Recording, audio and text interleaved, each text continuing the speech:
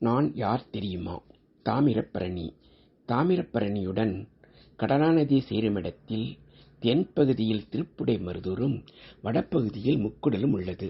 அகன்றதாக ஓடும் இந்த ஆற்றில் தண்ணீரின் அளவு சில இடங்களில் மார்பளவு இருக்கும், சில இடங்களில் இடுப்பளவு இருக்கும். ஆற்றின் மேற்பரப்பில் மணல் நிறைந்து இருக்கும், கரைகளிலும் மணல் நிறைந்து இருக்கும்.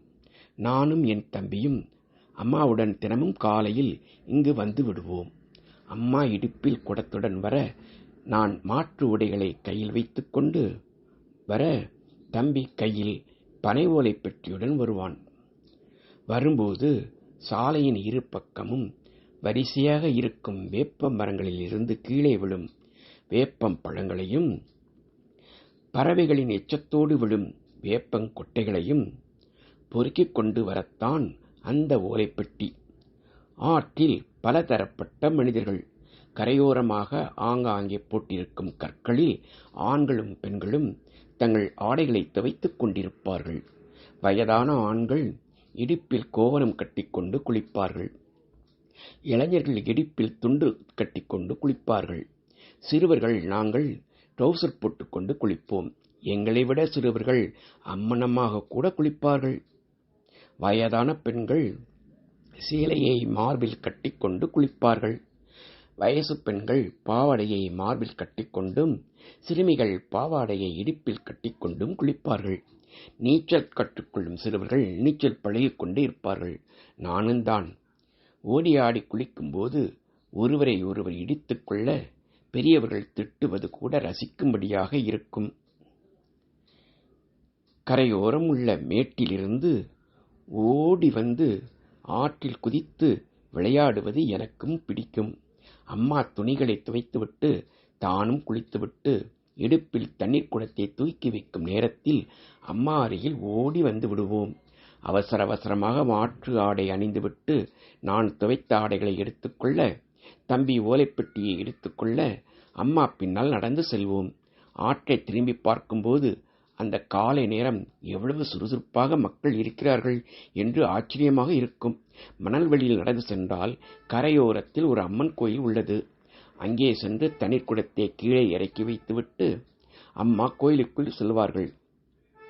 நாங்கள் பின்தொடர்வோம். அம்மனை வணங்கி வந்து சந்தனக்கட்டை வைத்திருக்கும் இடத்துக்கு வந்து சந்தனக்கட்டையை எடுத்து கல்லில் தேய்த்து சந்தனத்தை எடுத்து உடம்பு முழுக்க பூசிக்கொள்வோம். நெற்றியில் விபூதி வைத்து சந்தனப்பொட்டும் குங்குமப்பொட்டும் வைத்துக் கொள்வோம். கோவிலுக்கு முன்னால் ஏராளமான ஆலமரங்கள், அதில் நீண்டு வளர்ந்து தொங்கும் விழுதுகள். சிறுவர்கள் அவற்றை பிடித்து தொங்கிக் கொண்டு ஊஞ்சலாடுவார்கள். எங்கள் பங்குக்கு சிறிது நேரம் விளையாடுவோம். அம்மா ஒவ்வொரு சன்னதிக்கும் சென்று மனதார வேண்டிக் கொண்டு வெளியே வந்து குடத்தை தூக்கினால் போதும்.